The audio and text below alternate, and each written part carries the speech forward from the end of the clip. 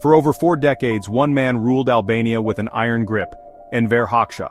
From his rise to power during World War II to his radical isolationist policies, Hoxha transformed Albania into one of the most secretive and repressive regimes in the world. But who was he? A revolutionary hero or a ruthless dictator? In this video, we uncover the life, legacy, and lasting impact of the man who shaped Albania's modern history. Enver Hoxha, a communist leader from Albania, was discovered in a wheelchair, incapable of walking, on April 8, 1985. Sulo Gradeci, his bodyguard, had a freshly replaced camera, and 24 years later, records of his final day were found in the Communist Party of Albania archives. Despite his physical weakness, Hoxha held the highest position in the Albanian communist hierarchy for 41 years. Though the thousands of pages left behind radiate contempt and sarcasm, his 13 memoirs presented a picture of the man he would want to have become. Unlike any other dictator, his death is unique as no other one paid such attention to honor his legacy. Hoxha left behind a hole that begged 2 troubling questions. Who governed Albania for half of its history as an independent state, and what motivated him to become one of the most infamous tyrants on the planet? A convoy of 12 automobiles and 3 trucks bearing Albania's new provisional government from Berat to Tirana departed Elbasan in November 1944. On the balcony, Prime Minister Enver Hoxha delivered an exuberant address. On November 28, Albania's Independence Day, the government scheduled a magnificent arrival. 4 National Liberation Army motorcycles joined the procession as a guard of honor as they reached Tirana. Shehu welcomed the government at the junction close to Sok. Elected head of government at the Congress of Mehmet earlier in May, Enver Hoxha is a youthful politician devoid of connections to the old political establishment. He changed over the following 3 years from a bored shopkeeper into a communist warrior and political leader. Over 41 years he kept control over the country and imposed his own terms on history, thereby changing the narrative and eradicating political enemies. Without hyperbole, unfair denigration and prejudice, the 1990s efforts to chronicle Enver Hoxha's ascent to power fell short. Born in Gjirokastra, Albania, in 1908, Enver Hoxha was a little lad growing up in the cities of Gjirokastra and Korka. His father, Halil Hoxha, was a devout guy who served as an imam, and thereafter worked as a market weighmaster. His family was not regarded as notable in the circle of the town. Hoxha's memoirs chronicle his challenging life in Gjirokastra, Albania, and his move to Korka, where he studied at the esteemed Lyceum. On his behalf, Hoxha's uncle sought a government scholarship. This was obtained thanks to the Libohovas, among the most powerful families in the nation. Hoxha was in the same class as many of his Gjirokastra boyhood pals in Korka, a modern town constructed on a level plain 800 meters above sea level. Tragic ends also befall his classmates Nadin Kokona, and others. Hoxha was well known for his resentment for young Sabiha Kasimati, who teased him often. Dominated 41 of the 73 years of Albania's existence as an independent state. His political ability and strong inclination for power maintained him in power for 41 years. Hoxha relocated to Tirana in 1930 and came across powerful Albanian Foreign Minister Ekrem Libohova. Arriving in France in 1930 with the travel path of his late brother to the United States, Albanian political activist Enver Hoxha enrolled in Montpellier's School of Biology. There he ran across his older sister Faridje and her family, who had ties to both Italians and Yugoslavs. Hoxha's memoirs devoted several pages to Omari and their conflicts. These experiences exposed him to politics and gave him opportunities to interact with eminent Albanian leaders. Hoxha was caught spying for France and condemned to 35 years in jail. Before being captured and condemned, he joined the partisan movement and battled the occupants for 2 years. Well-to-do Gjirokastra student Hasan Jero agreed to pay for daily meals and take Hoxha in. Some individuals started writing their own memoirs after Hoxha's death, including Vedat Kokana, whose works were posthumously released in 1998. Hoxha started politics, largely in circles of anti-Zogist opposition in Paris. He participated in activities of well-known Albanians living in exile. Hoxha was employed in 1935 as secretary to Georges Marothi, honorary consul for Albania in Belgium. His stay in Brussels was busy, filled with tales of claimed detention in brothels and impersonating the heir to the Albanian throne. Offering Hoxha a position as a substitute teacher at Tirana Secondary School, and subsequently at the lycée in Korka, Ekrem Libahova intervened on his behalf. Leader of Montenegrin descent Hasan Dosti was invited to speak at Shkodra, gathering the remains of Circes Topuli and Mukokuli in 1936. Young French guy Enver Hoxha made a statement on the town hall balcony that was later published in Democratia. This was his first significant public appearance, and he happened to become somewhat well known during a very significant national event. Hoxha invited everyone to drink coffee with her. She was open-minded and receptive to everybody. Attending left-wing gatherings in the city, he dubbed Korka the cradle of the communist movement. Following the Italian rule, Hoxha led the communist movement and the whole nation for 41 years. Hoxha did not actively join huge protests calling for arms to protect their own country under the Italian rule. He lacked clear future intentions or ideals, and was distant and indifferent to major occurrences. Serving 3 years of detention on the island of Ventotene in Italy, Hoxha's junior, Abbas Ermenji, returned to Albania, and rose to become one of the leaders of the nationalist Bali Kombëtar. Following the closure of the French lycée in June 1939, renowned Albanian communist leader Enver Hoxha was unemployed. Owner of the Flora cigarette plant, Ibrahim Bikakshu was persuaded by him and Isat Dishnika to provide them funds for a new venture in Tirana. Selling revolutionary literature and left-wing publications in French, English or German, Hoxha's store became a gathering place for the Korka group in Tirana. From spring 1940 until fall 1941, little is known about Hoxha save the 3 weeks he spent in an Italian spa treating a leg problem. His decision was probably inspired by his proximity to Korka Group chairman Koko Tashko, former Comintern ambassador to Albania. Under the cover of 2 Yugoslav envoys, Mladen Popović and Dusan Mugosa, Hoxha showed up for the founding Communist Party of Albania, CPA conference in fall 1941. Hoxha was among the few important people engaged in the complicated process of forming the CPA. Koko Tashko returned to Albania in 1944, and Boro Vukmirović debriefed the Shkodra and youth units as well as the Central Committee of the CPY. Released from his detention by Albanian communists, 31-year-old Montenegrin, head of the CPY Provincial Committee Mladen Popović was brought to a safe location in Tirana.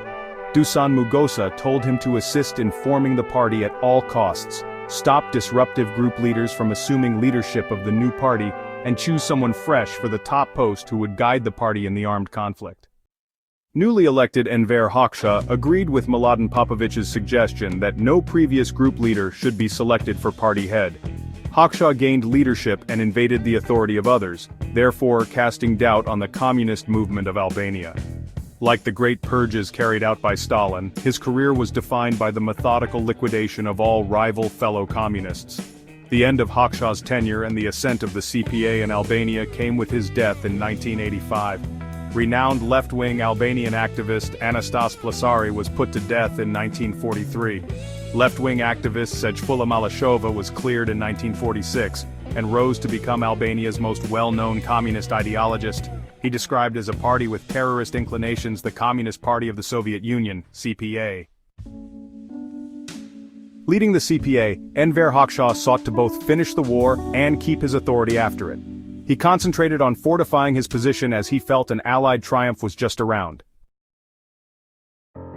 Establishing an institution to unite people against fascism in September 1942, the Pizza Conference chose Endok Koba to chair the National Liberation Council.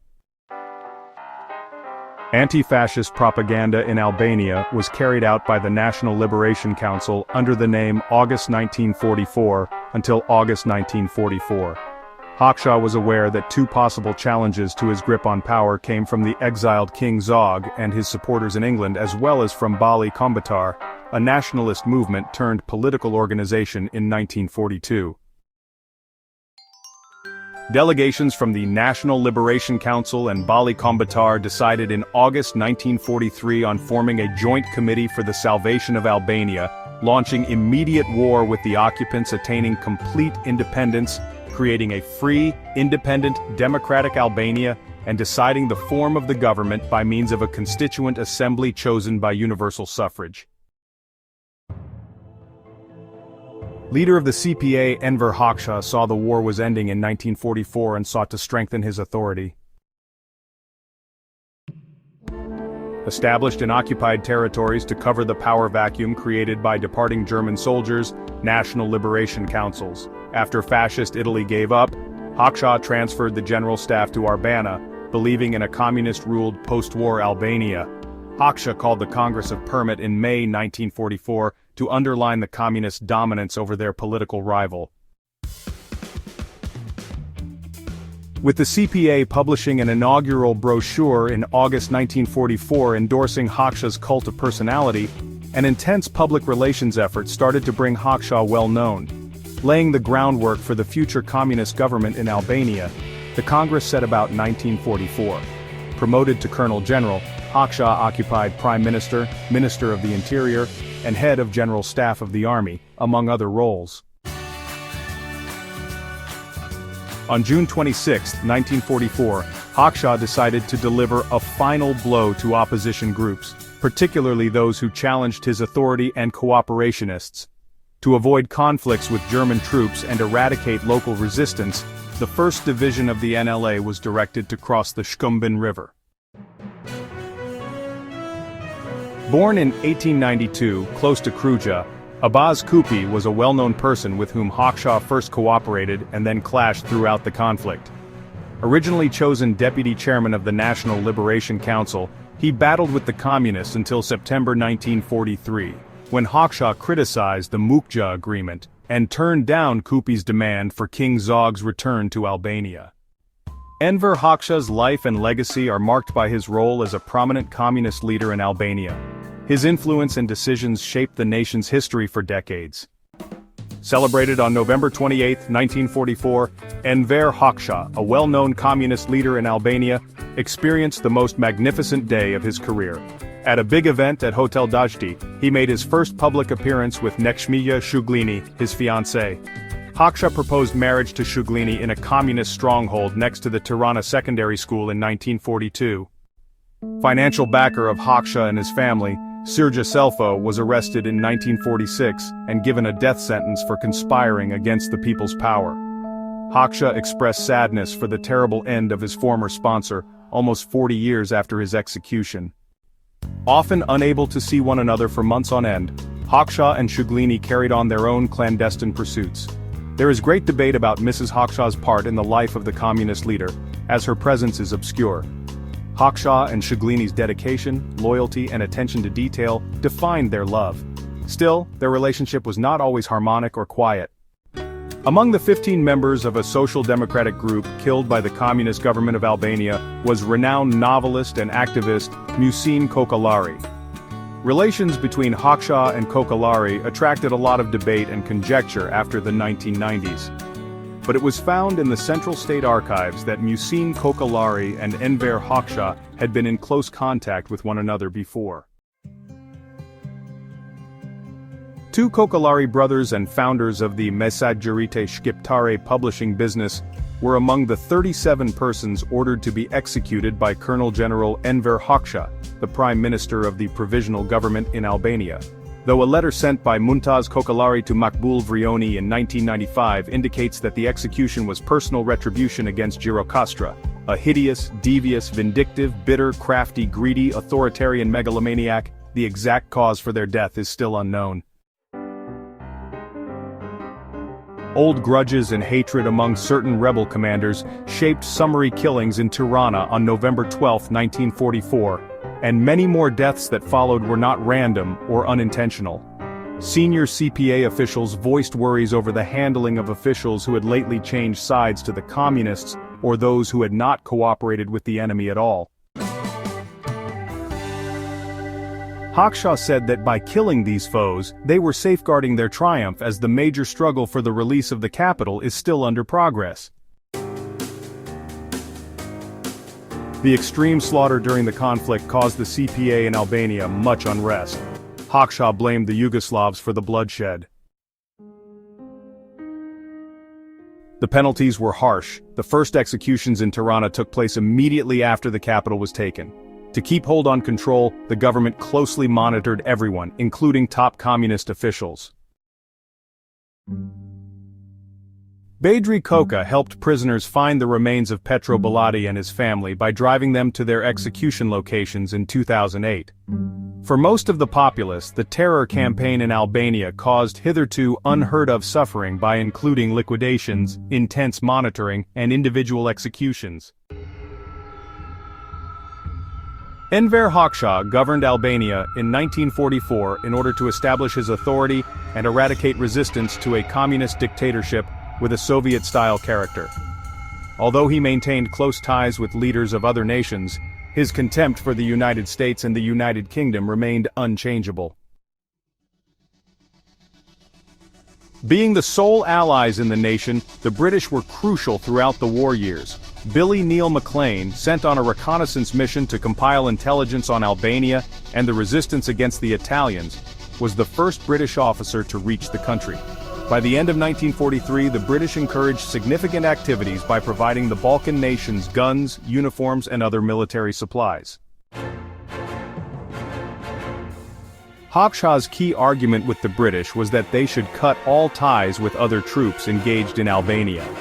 When the British decided to station permanent missions at the headquarters of Abaz Kupi and Gani Kriezu, accusing them of being allies and rivals, Hoxha's contacts with the British became more strained. Hoxha's final visit to France or any other Western nation, along with his last interaction with international reporters, was a news conference he conducted in Paris in September 1946. The Corfu Channel incident in October 1946 kept British-Albanian ties captive from 1946 until 1991, thereby causing difficult relations between the two countries.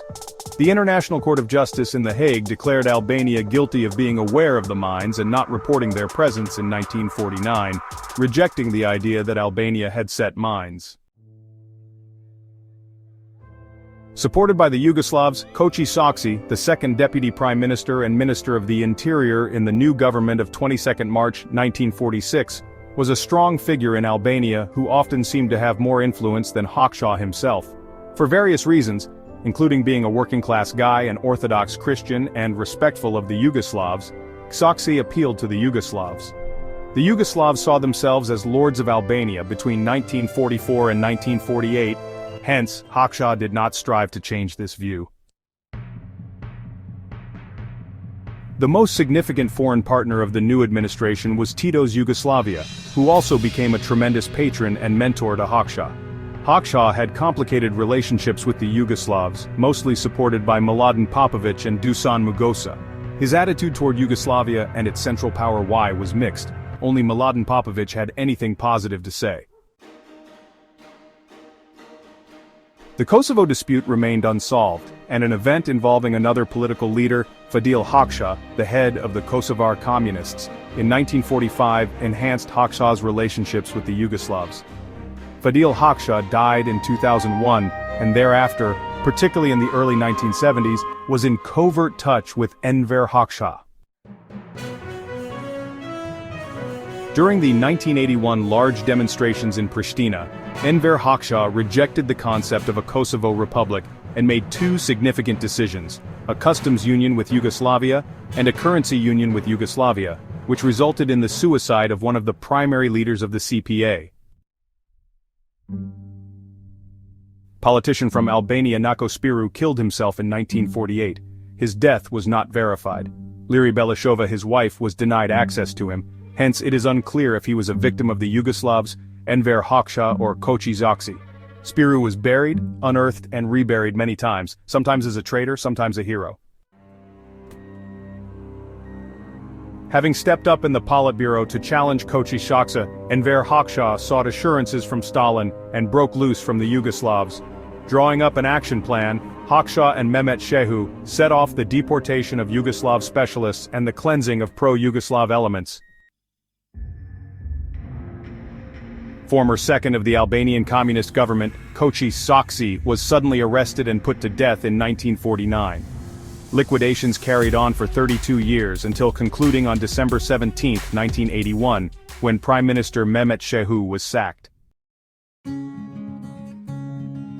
Former seminary student Enver Hoxha, son of an imam, met Stalin in 1949 and questioned him about his religious beliefs and how they affected the unification of the nation. The only self-described Stalinist leader known worldwide who refused to accept the horrible deeds carried out by the Soviet leader was Hoxha.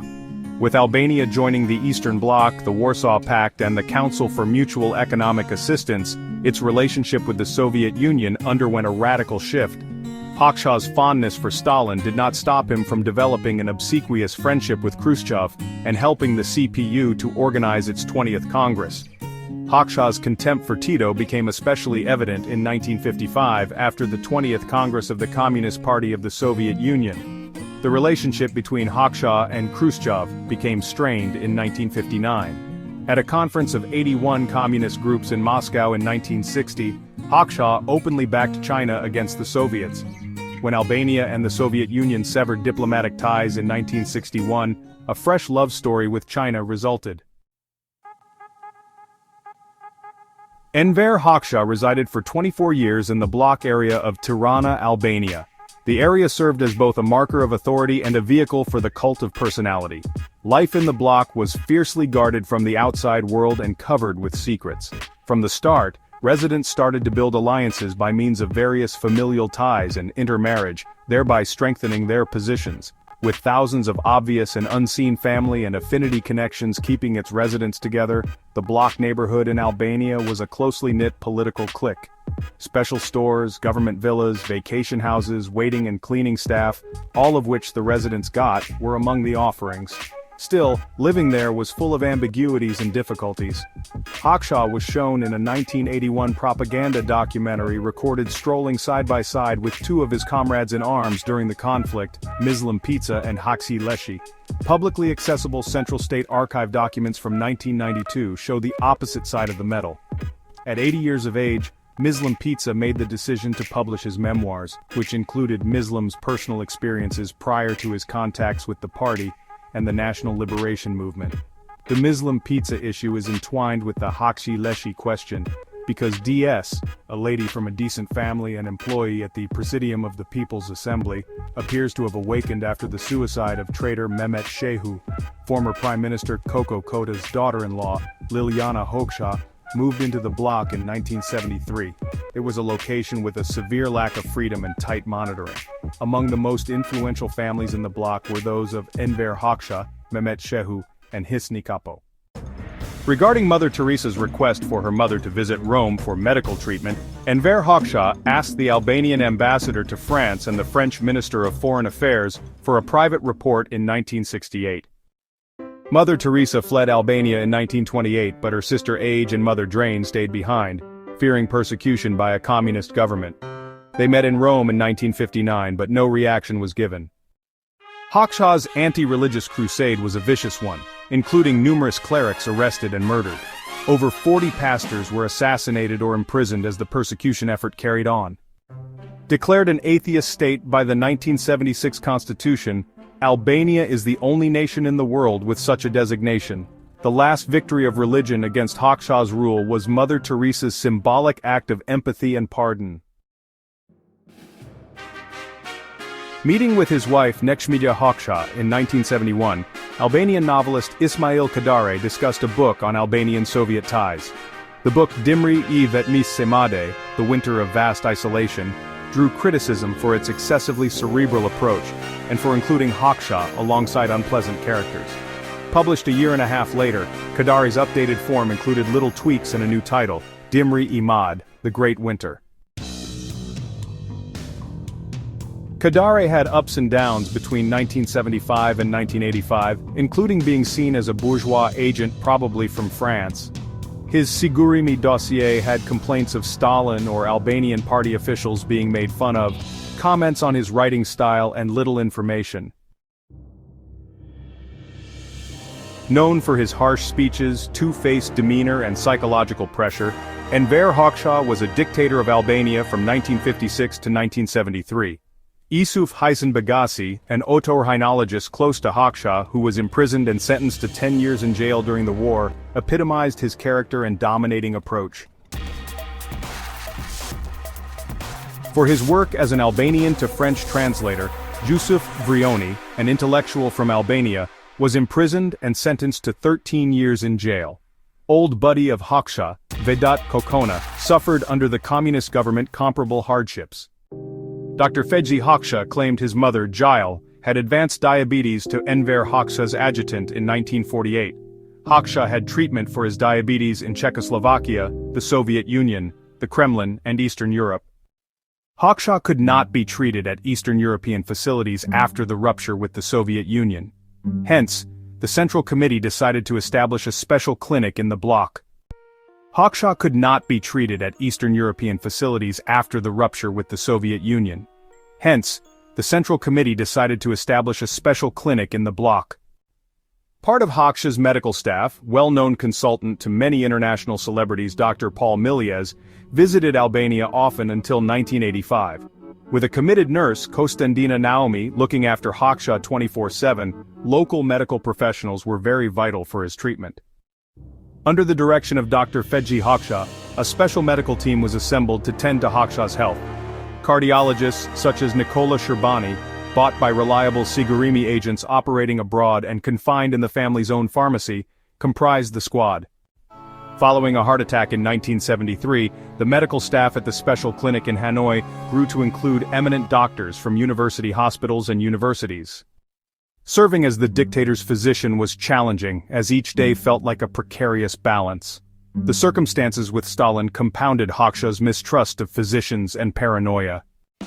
A highly secret paper from the Sigurimi addresses the rigorous security precautions followed in connection with a surgery Hoxha was scheduled for on his arm in the late 1970s. A group of young people from Lushnja voiced dismay in 1973 at the 11th RTSH National Song Festival in Tirana. A success. But dreams for a Western openness were violently dashed, with liberal communist officials sacked and imprisoned. Arrested in July 1974 and condemned to death as putschists, the senior army officials included Defense Minister Bekir Baluku. Hoxha's obsessions and resentment went even to the dead of the executed. During the Baluku Rebellion in July 1943, the Albanian People's Army was badly depleted. Thus, the Army and Ministry of the Interior became targets in the next battles. The convicted enemies' next of kin were sent to far-off locations, their adult sons imprisoned, and relatives sacked or degraded. After Hoxha, Hisni Kapo and Mehmet Shehu remained the two most influential personalities between 1976 and 1978. Mehmet Shehu, Albania's prime minister, fell in love with a young lady called Silva Turdiu, daughter of an anti-communist family university professor. Skender, a Swedish student, said he wanted to wed her. Skender's remarks about the daughter's family first infuriated Shehu, but later she urged Internal Minister Fekor Shehu for a thorough analysis of her conduct and moral standards. Shehu chose to bless the union, and on the final day of August, the engagement took formal form. Shehu's choice to hurry the engagement ceremony is unclear. However, it is said that his vulnerability as a father ruled over his political views.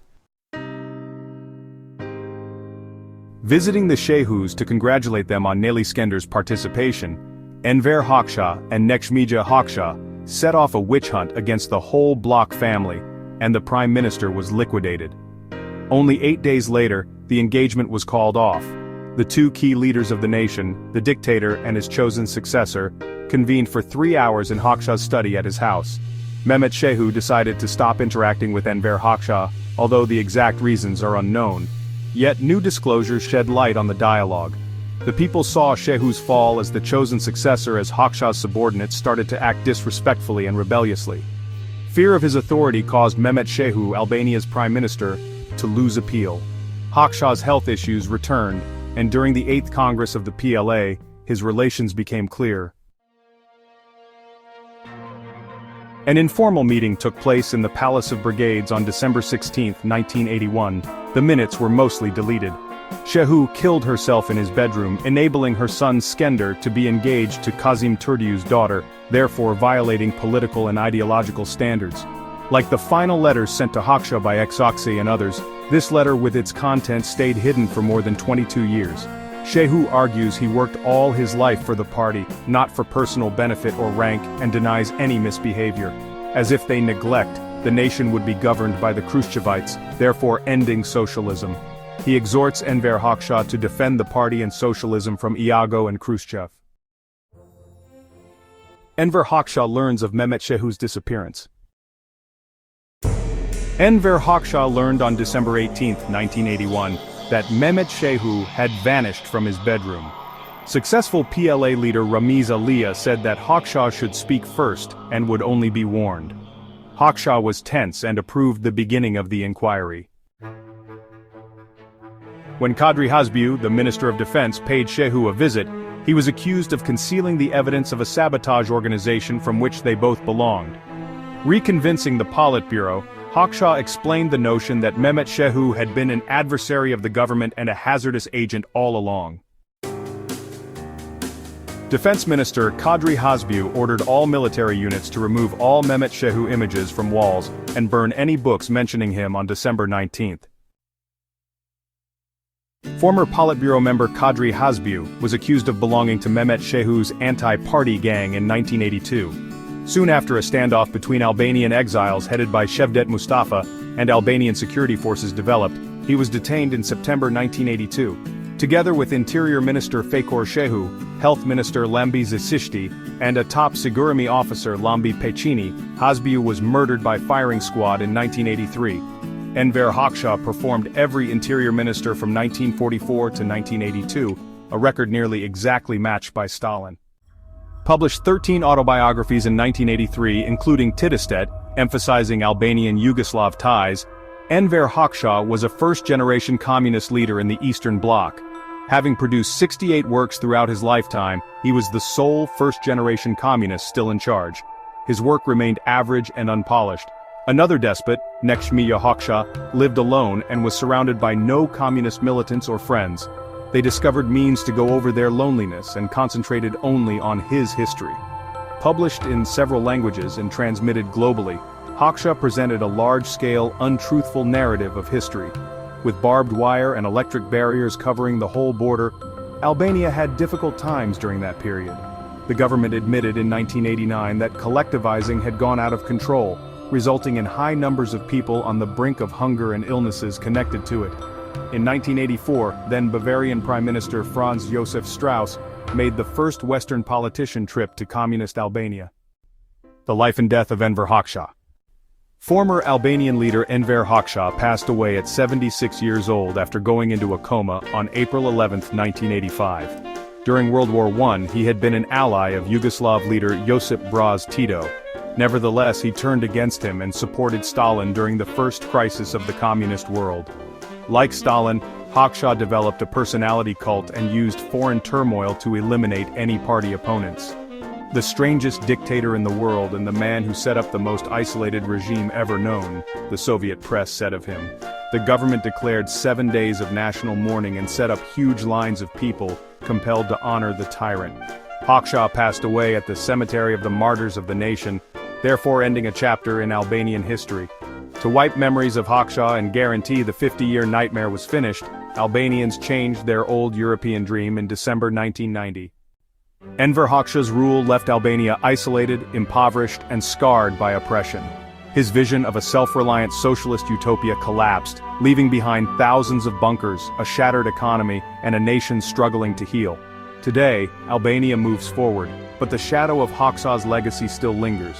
Was he a misguided idealist or a ruthless tyrant? History remembers him as one of the most extreme and repressive communist leaders of the 20th century. While historians continued to debate his impact, it is undeniable that his rule permanently transformed Albania.